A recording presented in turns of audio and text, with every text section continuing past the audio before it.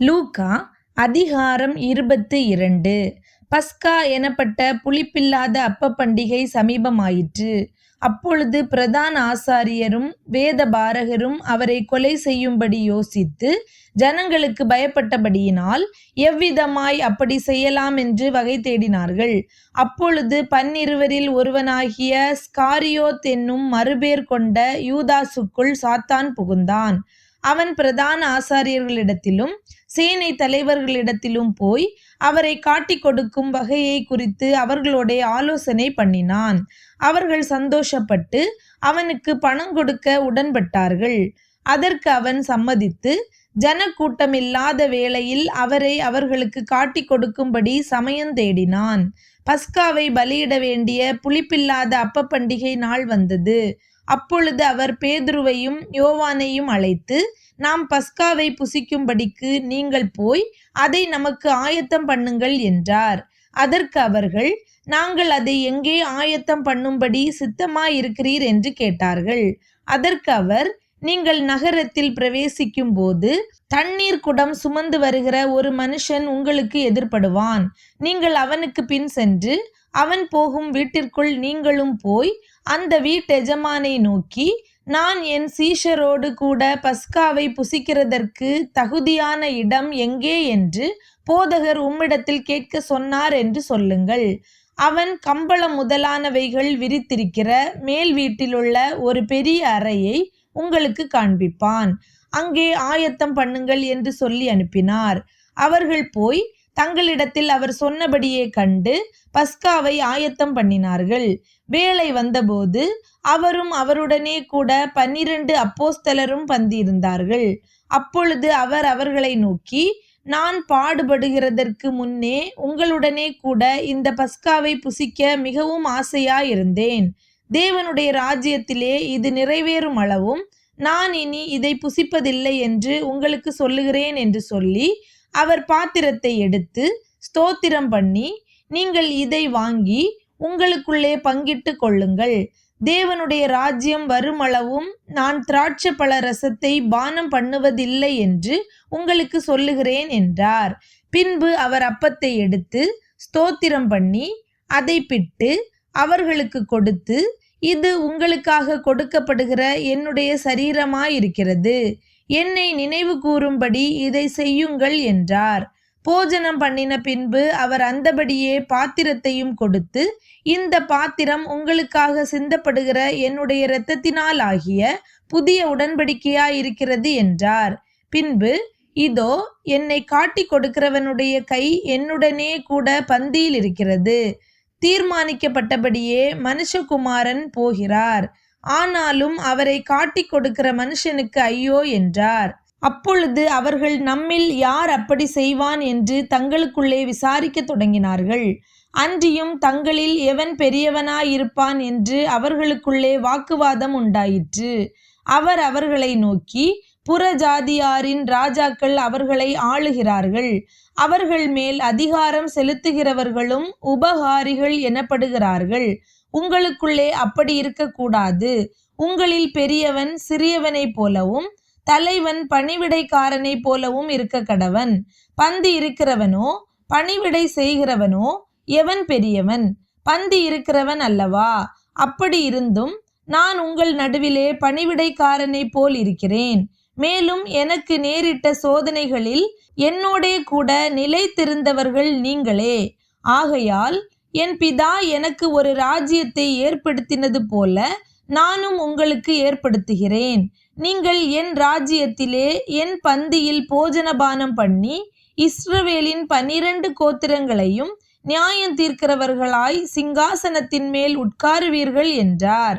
பின்னும் கர்த்தர், சீமோனே சீமோனே, இதோ கோதுமையை சுளகினால் புடைக்கிறது போல சாத்தான் உங்களை புடைக்கிறதற்கு உத்தரவு கேட்டுக்கொண்டான். நானோ உன் விசுவாசம் ஒளிந்து போகாதபடிக்கு உனக்காக வேண்டிக் கொண்டேன். நீ குணப்பட்ட பின்பு உன் சகோதரரை ஸ்திரப்படுத்து என்றார். அதற்கு அவன், ஆண்டவரே, காவலிலும் சாவிலும் உம்மை பின்பற்றி வர ஆயத்தமாயிருக்கிறேன் என்றான்.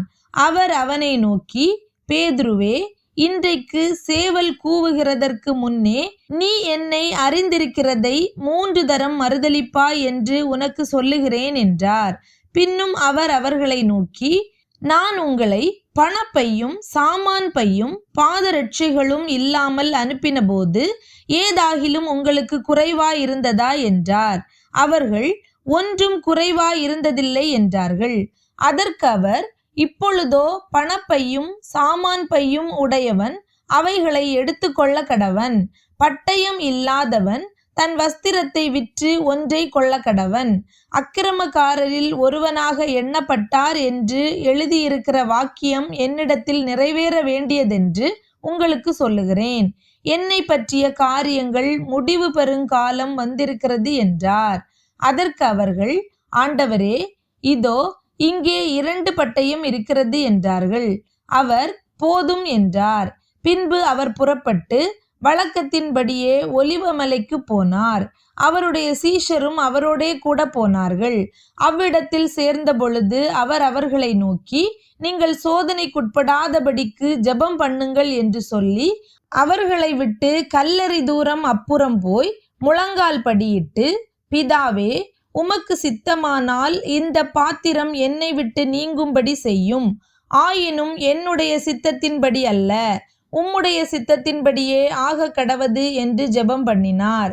அப்பொழுது வானத்திலிருந்து ஒரு தூதன் தோன்றி அவரை பலப்படுத்தினான். அவர் மிகவும் வியாகுலப்பட்டு அதிக ஊக்கத்தோடே ஜெபம் பண்ணினார். அவருடைய வேர்வை இரத்தத்தின் பெருந்துளிகளாய் தரையிலே விழுந்தது. அவர் ஜெபம் பண்ணி முடித்து எழுந்திருந்து தம்முடைய சீஷரிடத்தில் வந்து, அவர்கள் துக்கத்தினாலே நித்திரை பண்ணுகிறதை கண்டு, நீங்கள் நித்திரை பண்ணுகிறதென்ன? சோதனைக்குட்படாதபடிக்கு எழுந்திருந்து ஜெபம் பண்ணுங்கள் என்றார். அவர் அப்படி பேசுகையில் ஜனங்கள் கூட்டமாய் வந்தார்கள். அவர்களுக்கு முன்னே 12 ஒருவனாகிய யூதாஸ் என்பவனும் வந்து இயேசுவை முத்தஞ்செய்யும்படி அவரிடத்தில் சேர்ந்தான். இயேசு அவனை நோக்கி, யூதாசே, முத்தத்தினாலேயா மனுஷகுமாரனை காட்டிக் கொடுக்கிறாய் என்றார். அவரை சூழ நின்றவர்கள் நடக்கப் போகிறதை கண்டு, ஆண்டவரே, பட்டயத்தினாலே வெட்டுவோமா என்றார்கள். அந்தபடியே அவர்களில் ஒருவன் பிரதான ஆசாரியனுடைய வேலைக்காரனை வலது காதர வெட்டினான். அப்பொழுது இயேசு, இம்மட்டில் நிறுத்துங்கள் என்று சொல்லி அவனுடைய காதை தொட்டு அவனை சொஸ்தப்படுத்தினார். பின்பு இயேசு தமக்கு விரோதமாய் வந்த பிரதான ஆசாரியர்களையும் தேவாலயத்து சேனை தலைவர்களையும் மூப்பர்களையும் நோக்கி, ஒரு கள்ளனை பிடிக்க புறப்பட்டு வருகிறது போல நீங்கள் பட்டயங்களையும் தடிகளையும் எடுத்து புறப்பட்டு வந்தீர்களே. நான் தினந்தோறும் தேவாலயத்தில் உங்களுடனே கூட இருக்கையில் நீங்கள் என்னை பிடிக்க கை நீட்டவில்லை. இதுவோ உங்களுடைய வேலையும் அந்தகாரத்தின் அதிகாரமுமாயிருக்கிறது என்றார். அவர்கள் அவரை பிடித்த பின்பு பிரதான ஆசாரியனுடைய வீட்டில் கொண்டு போய் விட்டார்கள். பேதுருவும் தூரத்திலே பின் சென்றான்.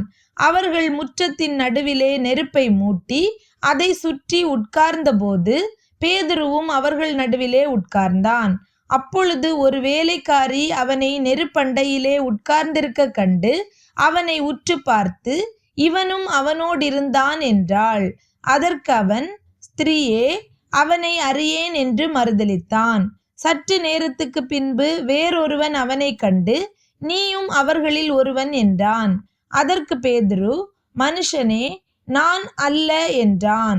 ஏறக்குறைய 1 மணி நேரத்துக்கு பின்பு வேறொருவன் அவனை பார்த்து, மெய்யாகவே இவனும் அவனோடிருந்தான், இவன் கலிலேயன்தான் என்று சாதித்தான்.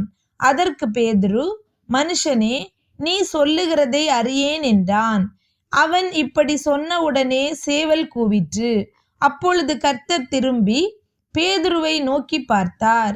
சேவல் கூவுகிறதற்கு முன்னே நீ என்னை 3 தரம் மறுதலிப்பாய் என்று கர்த்தர் தன்னிடத்தில் சொன்ன வசனத்தை உடனே பேதுரு நினைவு கூர்ந்து வெளியே போய் மனங்கசந்து அழுதான். இயேசுவை பிடித்து கொண்ட மனுஷர் அவரை பரியாசம் பண்ணி அடித்து அவருடைய கண்களை கட்டி அவருடைய முகத்தில் அறைந்து, உன்னை அடித்தவன் யார்?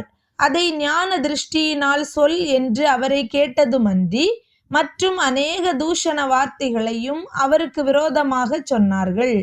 விடியற் காலமான போது ஜனத்தின் மூப்பரும் பிரதான ஆசாரியரும் வேதபாரகரும் கூடி வந்து தங்கள் ஆலோசனை சங்கத்தில் அவரை கொண்டு வந்து நிறுத்தி, நீ கிறிஸ்துவா, அதை எங்களுக்கு சொல் என்றார்கள்.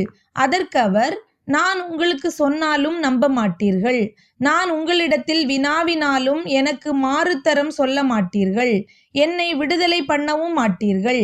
இது முதல் மனுஷகுமாரன் சர்வ வல்லமை உள்ள தேவனுடைய வலது பாரிசத்தில் வீற்றிருப்பார் என்றார்.